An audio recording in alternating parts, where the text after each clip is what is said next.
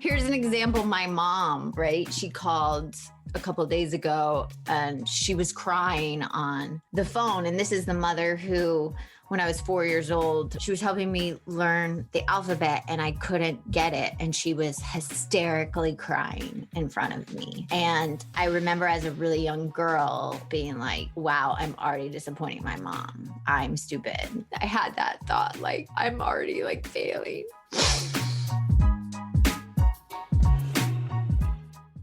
Welcome to Secret Life Podcast. I'm Brianne Davis. Mark and I are blown away by the tremendous support on the heels of our 150th episode. We're excited to welcome thousands of new subscribers and wanted to share a few of our past listener favorites. Thank you again for subscribing, favoriting, and sharing. Now sit back and enjoy the show.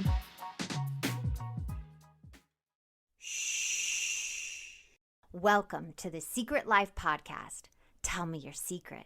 I'll tell you mine.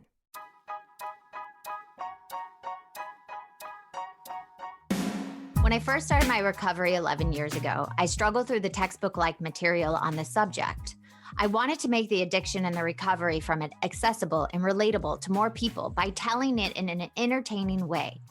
Well, I'm super excited to announce I've released my first book, Secret Life of a Hollywood Sex and Love Addict. If I can help just one person find a solution or at least realize they're not broken or alone, then writing this has been worth it. You can pick up the book exclusively at Amazon or signed copy at secretlifenovel.com. And the best way to support our podcast is to subscribe and share. If you haven't left a review or rating on Apple Podcasts yet, please do. It'll help more people find our show. And if you want to be a guest, shoot me a note at secretlifepodcast@icloud.com. Enjoy the episode.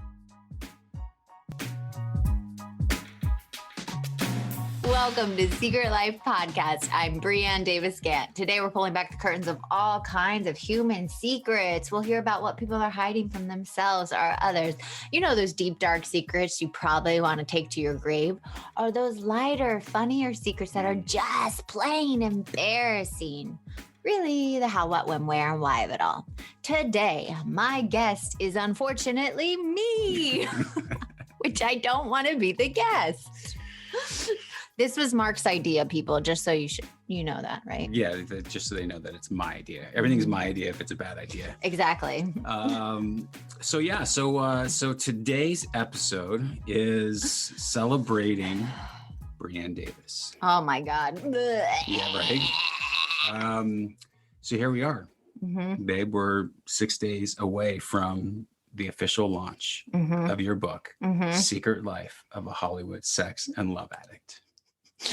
Dun, dun, dun. How do you feel? I have a question for you. Dun, dun, dun. How do you feel? Uncomfortable. Yeah. I think the main word I can say is I feel really uncomfortable, especially a couple of days ago. Right? It was like the beginning of last week. I felt like I wanted to literally crawl out of my skin. Yeah. It was the day that we hit publish so that we could get everything up and ready for the 12th launch. That was when your body just sort of melted down. Yeah. I feel like I've been having like layers peeling of uncomfortability and being completely seen and putting myself out there even more. Cause I already feel like this year I've put myself out so much. And now this is like 10 times more. Yeah. And it's very uncomfortable. And it's only it's like 6 a.m. right now that we're recording.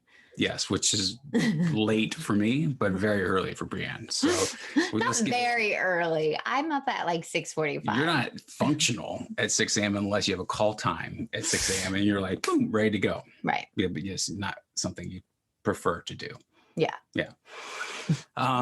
So it's interesting because there's so many things that I want to talk about. And there's so many things that, if you were listening to our other gratitude one, I like to surprise Brianne with things. And so one of the things that I did want to talk about was what you were going through on February 1st or January 29th, whenever it was, he had this sort of meltdown of like, and I have my opinion of what happened. And so I just wanted to see, so my opinion really is that, here you are going against every negative voice that you've grown up with, like the voices in your head that said that you weren't good enough, that you weren't ever going to get what you wanted, that you were going to work hard and not get it, that stupid, that, you know, you can't write a book for sure, that you're not a writer, that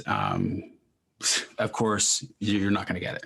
Of course, this is not, you know, it's not going to work out. I'm going to try and nothing's going to happen.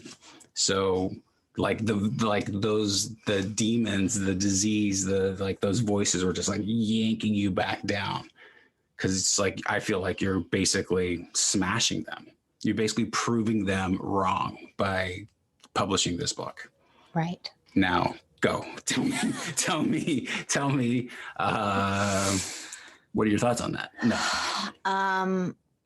I hear you. And I definitely think that it's been, you know, the part of me, the addict self of me, what I write about in the book, wanting to destroy the other, like real self is what I call it. That one that's buried deep inside that we've put all the junk on top of.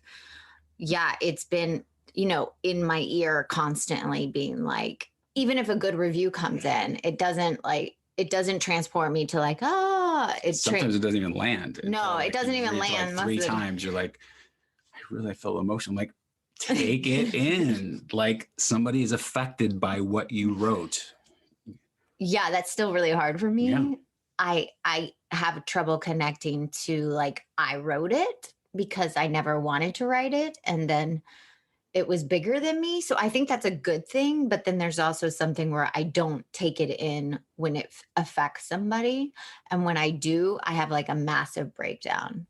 Like, here's an example. My mom, right? She called a couple of days ago and she was crying on the phone. And this is the mother who, when I was 4 years old, I sat in front of trying to learn the alphabet with flashcards. And I remember we were like sitting in the closet, which was so weird to do flashcards in the closet. Maybe she put us in there so I wouldn't get distracted because I have ADHD and I'm dyslexic. So she was helping me learn the alphabet and I couldn't get it. And she was hysterically crying in front of me. And I remember as a really young girl being like, wow, I'm already disappointing my mom. I'm stupid. Oh my God, I'm going to get emotional. I had that thought, like, I'm already like failing. So when she called the other day and was like, on the phone on FaceTime and she was crying and then you started crying. And of course I didn't start crying. I was like stoic, like I was happy, but she said, oh my God, I'm so proud of you. Your book is so great.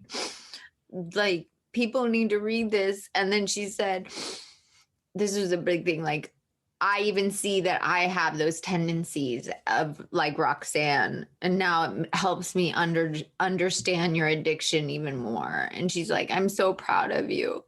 And then you were really crying and she was crying.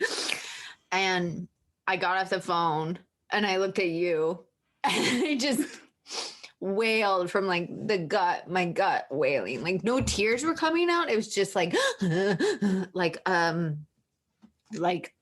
it was like my soul, like, but I carried around like my mom was never going to be proud of me for being academic or for being smart or for using my voice. Cause it's all, I feel like I've mostly leaned on what's on the outside than what's on the inside for me. So that was a moment where I was like, good job, Brianne.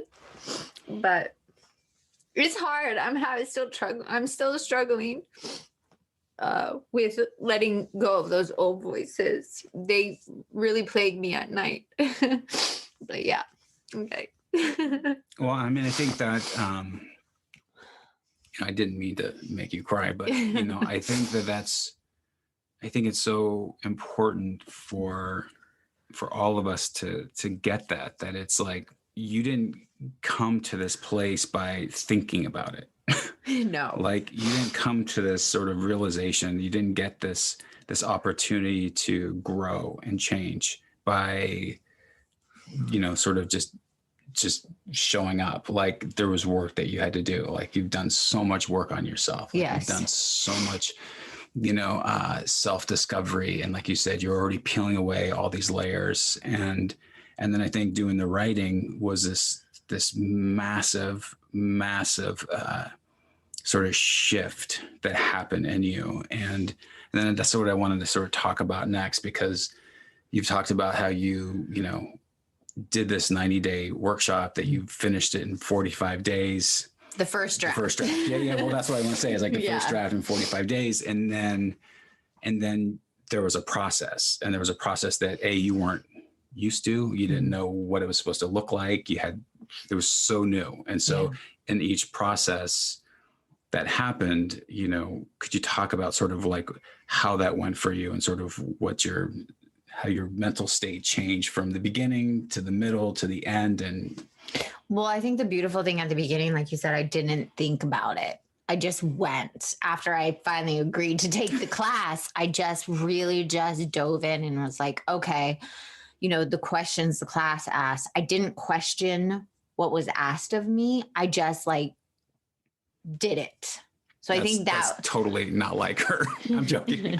Well, that is like me. You're a researcher. Like he'll research till he's dead in the grave, but I will just go. If somebody tells her, like if a doctor says, don't drink diet soda anymore, she will literally stop right then and not drink diet soda anymore. If somebody says, you need to do these exercises in order to feel better, she will stop and do them right then, do them twice a day. She will do them before bed. She will make sure she's doing. So for me, when I started writing, I just did it. I didn't know what the story was. I didn't know what I was writing. When I was answering the questions, I just would close my eyes and let the answer come, even if it didn't make sense. So that part was really fun. And then writing it, and it was supposed to be a memoir, not a lot of people know that it was supposed to be a memoir. And when I was writing it, all these other stories just kept coming up. I had this one in chapter 2, this one story was a dream. I woke up at 3 a.m. from a dream, and I ran into the office, opened my computer, and was just like typing this dialogue and this conversation between this person I've never met and this random woman that became Roxanne. And I remember you walking in and you're like, what are you doing? It was like 4:15 when you walked in. So I just allowed things to come to me, and then it organically folded into this beautiful story that has my story in it, but other people's stories, and, the program and my recovery, and looking back at the why and why I became the way I was. So after that, then I hired an editor, which was painful because I'm not, I'm dyslexic. So when an editor would tell me my sentence structure was wrong, or I needed to get more detailed, or that was hard for me. I don't like when people tell me I'm wrong, even though I am wrong. I'm a person, but yeah. So I got through that. Let me pause there. So at that stage, that was early on, and we didn't really know what we were doing. We sort of got a reference from somebody. We called this person. You talked to her. She sounded great. She was definitely somebody. She taught classes. She was like, this is what she did. And so she gave these notes, and it was very positive from the beginning about her, your voice and what you're doing. And I sort of want to mention this is like, she sort of said, it should either go this way or that way. Sort of, I think it was a past tense or present tense. Yes. So that was really great.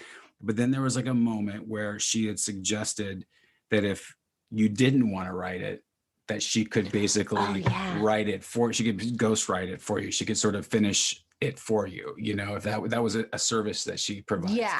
And it wasn't that much more than editing. Right. Exactly. Because you were saying that, you were never, because as you were talking, you were telling her, I've never written before. This is new for me. So, and I'm an actress and director and producer and this kind of stuff. And so I think she sort of said, oh, well, maybe she wants somebody to take over and just write that. And so, when she said that, I think, there was a moment of like, wait, what? No, this is my story. Yeah. I knew that if I let somebody else write it, it would never be mine. Like it would never actually come from me. I would always use an excuse, like, even if it was my words and my sentence and my idea, that somebody else did it. Right. But I think there was a moment where it's like, oh, so she's saying, I'm not doing it right. And she's the one that knows how to do it. So maybe I should let her do it. But there was never a choice in my head of letting her do it. No. But it was just like, am I supposed to do that? Is that what people do? Yeah. And I did. And you said people do that. Yeah. A lot of people have ghostwriters. And I was like, well, I don't want to have a ghostwriter. Yeah. Like, I want to do it for myself. And I didn't even know like where this was going. No. At all. Like, I never thought I would have a book with my name on it. Like, literally never have a book with my name on it. Like, that to me is every time I see that, it's like, what? Mm-hmm. What? Because my sister's a writer. My dad's a writer, you know? I always saw like my sister. And so to have my actual name on it is just mind boggling to me. But yeah, so I made the decision not to have a ghostwriter. And I rewrote. And I think Mark would see me and I was like doing your thing where I pull out my hair and I'd walk in here and I'd be like, especially chapter 5, 6, and 7. Because you'd never rewritten anything before. Oh my God. Rewriting's the worst. And then you were saying, like, I don't understand. Like, this is so much harder. This is so much harder. I was like, I know the first draft can be hard for some people. Other people, it's just like, I just threw it out. There it is. And then the rewriting going through. But I want to say that, you know, so I'm going to sort of pause in the story there, because when you finish that draft, I read that draft. Yes, you did. I got about 7 chapters in. The first chapter, after I read the first chapter, it took me weeks to read the second chapter. And then it took me weeks to read. Why did it take you weeks to read the second chapter? Okay. So, first of all, the book is about sex and love addiction that my wife wrote, that, and all intents purposes, at that point, we all thought it was a memoir. Yes. Right. And then it was, as you, even when I put those make-believe stories in it. Yeah. You were just still like, I was just calling it a memoir. Yeah. And then it was like, well, I don't even know if at that point it was still like memoir. Yeah. So I think like there was a story. I'm like, wait, what is this? When did this happen? Did I miss something? When was it? Wait. And then it was like, wow, there's like all these stories. I don't know my wife at all. I don't know my wife at all. I don't know what's going on. And so I read, I think I got up to chapter 6 or something. And, you know, each time I was like, babe, it's great. It's exciting, you know, whatever. I focused on what was positive about what I could. And then it hit me. Like I didn't know that that's what it was, but it hit me that it was hard to read because I was like, felt like I was reading something for the first time, finding out about my wife, things about my wife that I didn't know. And so when I mentioned that to you, I mentioned something about some specific thing that's not even in there anymore. Like I can't even remember. You know? And you're like, what? No, that didn't happen. No, I just made that up. I was like, oh, okay. And then you go, oh, and the other thing, I didn't make up that. And this thing I didn't make, I just made that up. And I just made that up. I was like, oh, wait, what? Those are the things I was worried about. Not because I know I've been here for the journey of the recovery. And I knew a lot of the acting out, but I didn't know, you know, obviously every single thing. No. But so I felt like I was, you know. Just so you guys know, I don't know a lot about your acting out either. Of course. Yeah. As we don't share things that would hurt the other person. Exactly. So I just have to say that it's not like when you're with someone, you know everything about them, but it definitely was hard for you. Oh, absolutely. I mean, I was just texting with a friend of mine from the program and we were talking about her and she was saying that she was reading the book and she was saying she got to the point where, you know, you're in the meeting and you're hearing the rocker dude and he's talking chapter 3, he's talking about being able to, you know, have his wife pick up his phone and not be nervous. Yes. And she said, I have that now with my husband, is that we feel like we have that trust. And I said, well, I totally have that trust that she can pick up the phone. I can pick up her phone or whatever. So there's like no secrets anymore. But still there's stuff from our past that I'm probably not going to tell you or wouldn't tell me if it's not going to help us. It didn't, you know, it's not going to help a situation. Yeah. Like he hasn't told me, and I just have to put this out here to do your own, but I don't know how many people my husband has slept with. He still won't tell me. You're my only one. And it will always be that. Liar. But no, but you know, and so anyway, that was like the really hard thing. So when I told you that, and you told me, well, no, these stories those aren't even my stories. I just made that up. I sort of stretched this and did that. That began this conversation about, well, what is it then? Is it a creative nonfiction? You know, is it a self-help? Is it self-help? Is it like, is it chick lit? Like, what is this book? Totally a memoir. If it's not this. And we sent it to some agents and they were like, wait, it's so many different things in one book. It has to be one or the other. Well, yeah, they're saying, so wait, I mean, if it's not a memoir, then what is it? You know, so, but you're saying it is true, the thing, and there was like creative nonfiction, but nobody really selling creative nonfiction. And then this one person was like, it's a Roma clef fiction. Yeah.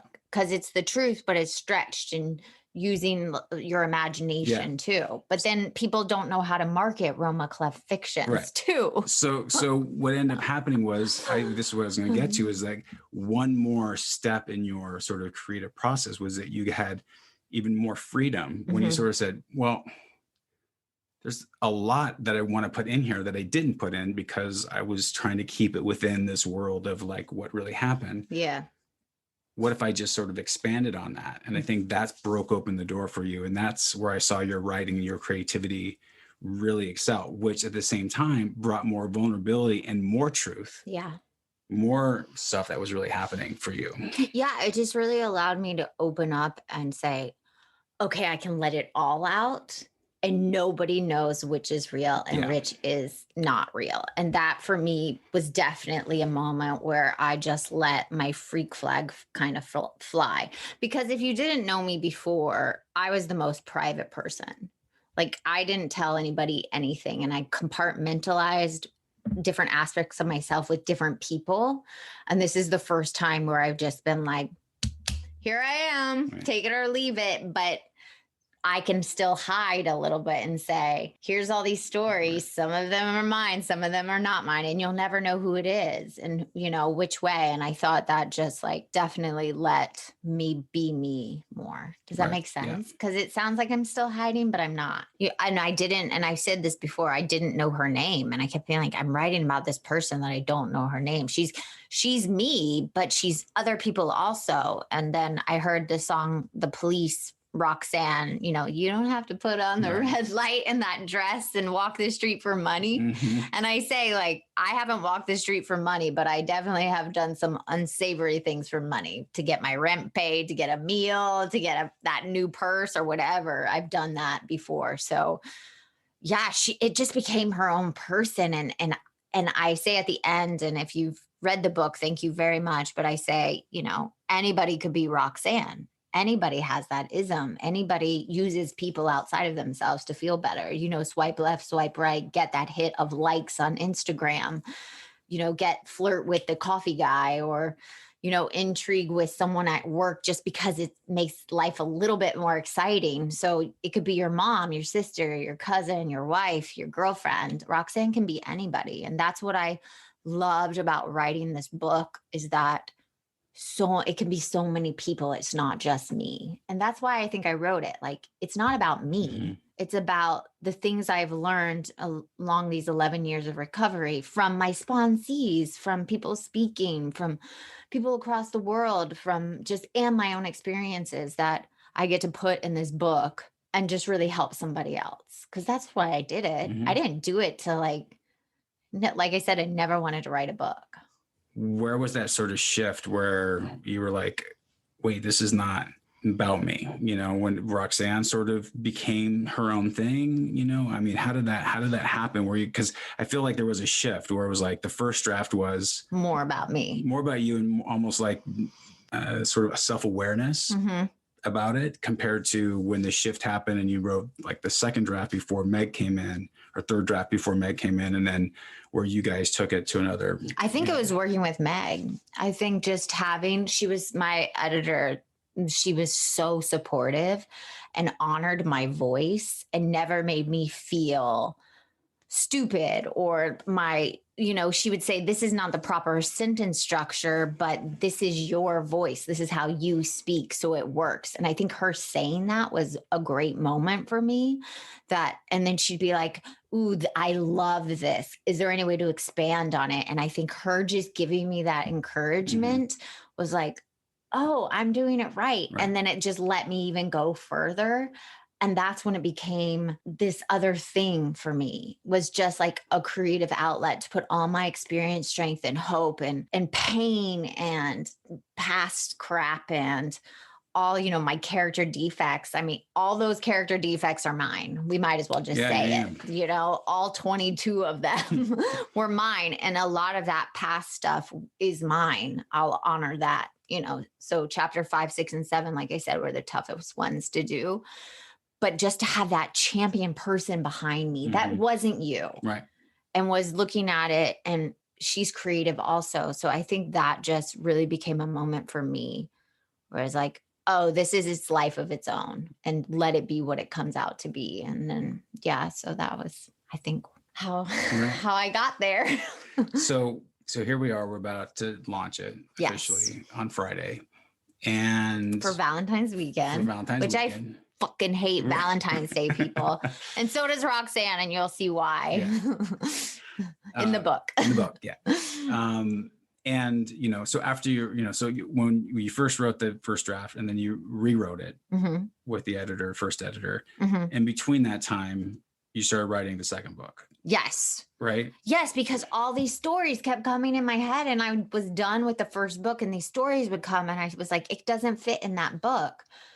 And the pandemic just started. It was in March, in the pandemic, and I felt like out of control, like we all did. Like, what is this new world we're living in? So I just started writing the second book. I was like, I have to just write this. Every day would go into the bedroom away from Davis and you for an hour and just write. And I just wrote it, and I got 90,000 words. But you also, without doing the workshop again, you did it in 90 days. Like I used the structure of the workshop. Yeah.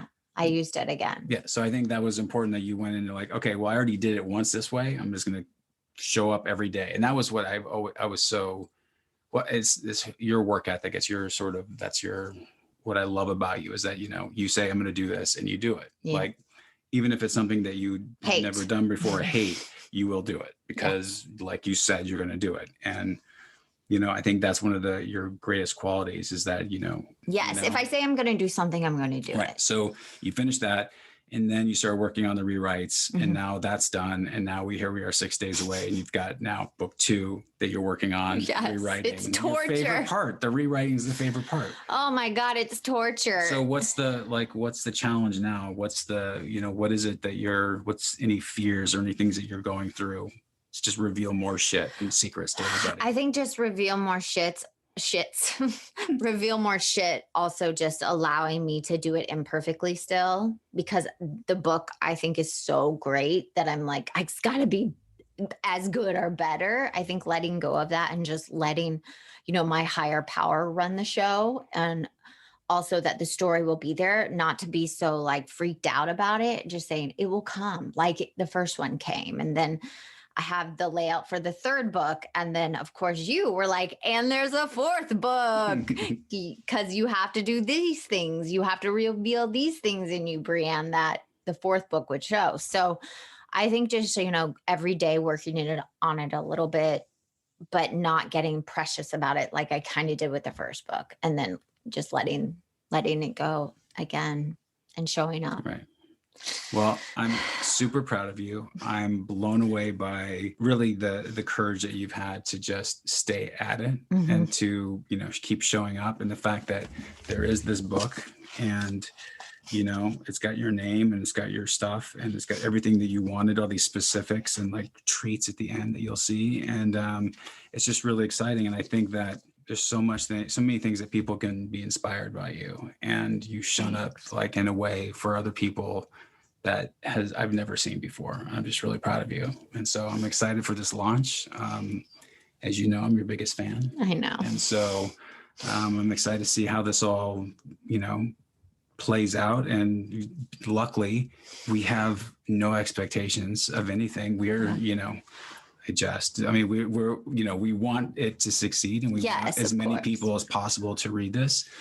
But just like with the podcast, if one person can be, helped by this. Well, it already happened. Yeah. I mean, with my mom calling, like that in itself is like a blessing. I never thought that my mom would say, I have those traits. I've done those things. Thank you for teaching me more about this disease. And I mean, that has to be enough, doesn't it? Your own mother and you having that moment. So I'm trying to hold on to that. Like that is enough. Yeah. So thank you all for listening to us blabble at 6 a.m. in the morning. All right. So if you want to be on the show, please email us at secretlifepodcast@icloud.com. Until next time.